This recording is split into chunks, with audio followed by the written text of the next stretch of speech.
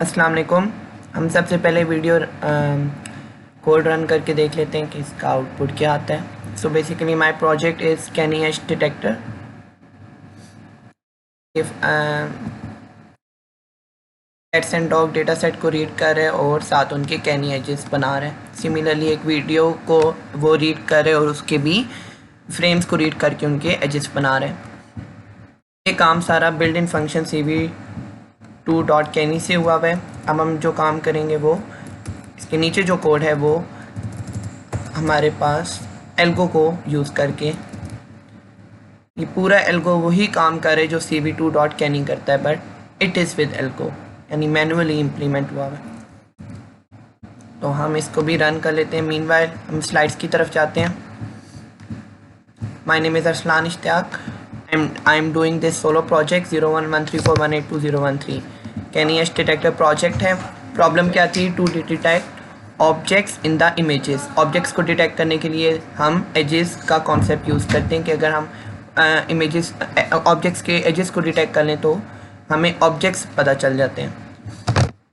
Algo जो हम find करेंगे कैनी एज डिटेक्ट करने के लिए वो है सबसे पहले noise reduction, gradient calculation, non maximum separation, double threshold and then hysteresis. Noise reduction क्या है? तो इनिशियली हमारे पास जो भी इमेज होगी हम डेफिनेटली सबसे पहले उसमें से नॉइज़ रिमूव करना चाहेंगे। उसके लिए मैंने जो बिल्ट इन फंक्शन है वो यूज़ किया गॉसियन ब्लर। इसमें हमारे पास 3x3 साइज़ का कर्नल है और जो 2 है वो क्या शो कर रहा है, हमारे पास जो बॉर्डर टाइप्स हैं हमने उनको यूज़ किया हुआ है। तो बैकएंड पे एक इनम की एरे बनी हुई है जिसमें ये बॉर्डर कांस्टेंट, बॉर्डर रेप्लिकेट, ये सारा कुछ पड़ा हुआ है। तो नंबर 2 पे मेरे पास बॉर्डर रिफ्लेक्ट पड़ा हुआ है 012 और वो उसको हमने यूज़ किया। Back to slides. जब हम गॉसियन ब्लर यूज़ कर लेंगे तो डेफिनेटली हमारी नॉइस रिमूव हो जाएगी। उसके बाद अगला स्टेप है ग्रेडियंट कैलकुलेशन। ग्रेडियंट कैलकुलेशन क्या करता है? एजेस की इंटेंसिटी और उनको उसकी डायरेक्शन को कैलकुलेट करता है। इसके लिए हमारे पास दो सोबल फिल्टर्स होते हैं, एक होता है हॉरिजॉन्टल डायरेक्शन के लिए, एक होता है वर्टिकल डायरेक्शन के लिए, और इसको हम कॉन्वॉल्व करते हैं विद आइडेंटिटी मैट्रिक्स जो कि सेम साइज़ की होती है। अब कॉन्वॉल्व कॉन्वोल्यूशन से निकला है। कॉन्वोल्यूशन क्या कॉन्सेप्ट है?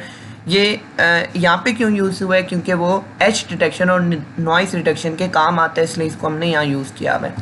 और इसको अप्लाई कैसे करते हैं कि जो भी हमारा प्रोसेसिंग पिक्सल है हम उसकी जो फ़िल्टर की जो मिड वैल्यू है वो उस पिक्सल के बिल्कुल ऊपर रख देते हैं।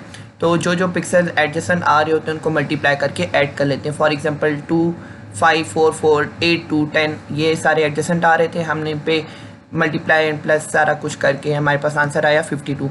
Now this 52 will replace 2 in the original matrix of the image. जब हम ग्रेडियंट कैलकुलेशन, अच्छा हमने ये कॉन्वोल्यूशन का कॉन्सेप्ट अप्लाई कर लिया, उसके बाद हमने ये दो चीज़ें फाइंड करनी है जिससे हमारे पास जैसे np.highpot है, it is performing the same function जो यहाँ पे square root I of X square plus I of Y square perform कर रहे हैं। न्यू हमारे पास ग्रेडियंट इंटेंसिटी और सिमिलरली थीटा से हमारे पास डायरेक्शन आ जाएगी। Now once we have calculated the gradient calculation, why do we need non maximum separation?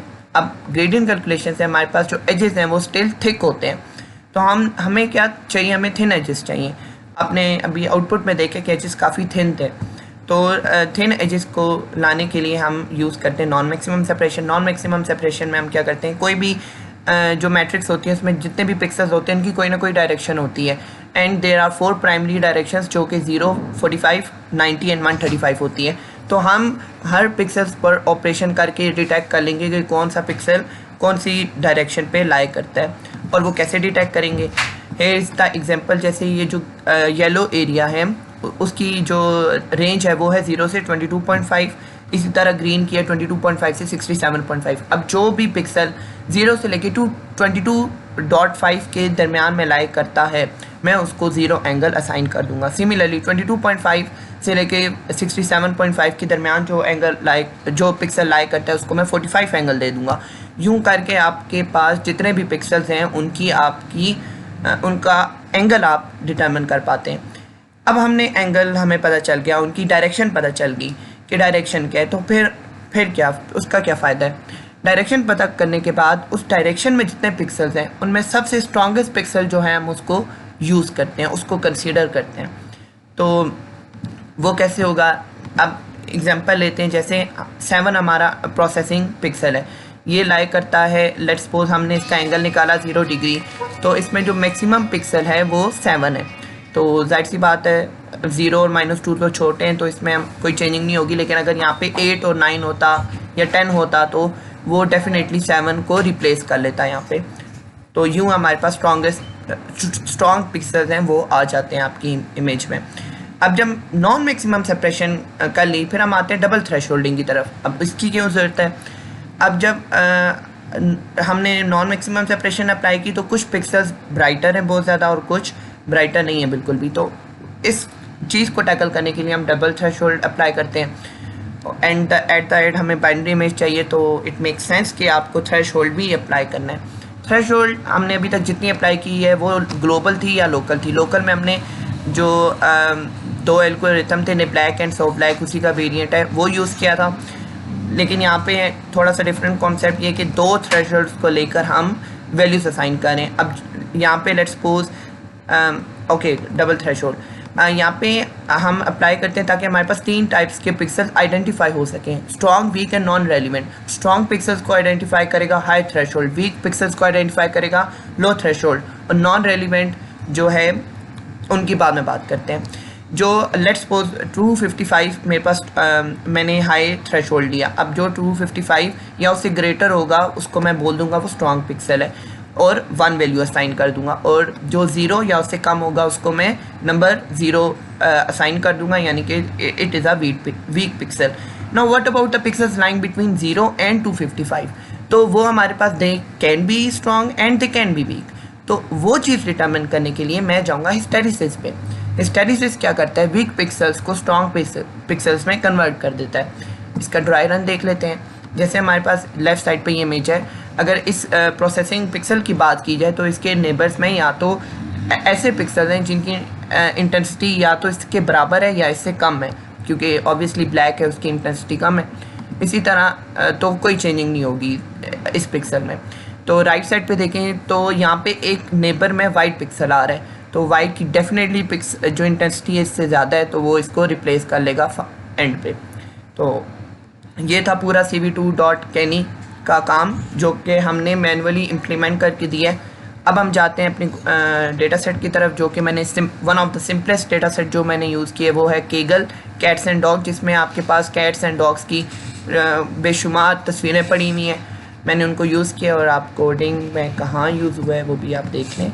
ये यहाँ से मैंने फाइल से one after the other images उठाता गया, उनको रीड करता गया, उनको ग्रे स्केल में कन्वर्ट किया और साथ साथ उनके मैं कैनी एजेस बनाता गया। सिमिलरली हम आते हैं बिल्डिंग फंक्शन की तरफ। बिल्डिंग फंक्शन में अब वो क्या लेता है, सबसे पहले इमेज लेता है, 100 है 200 के है। आपको पता है डबल थ्रेशोल्ड हमने अभी डिस्कस किया था, तो 100 is the minimum threshold value, 200 is the maximum threshold value, और 3 क्या है कर्नल साइज, जो कि ग्रेडियंट कैलकुलेशन में हमें काम आता है। ये वो साइज़ हम देते हैं।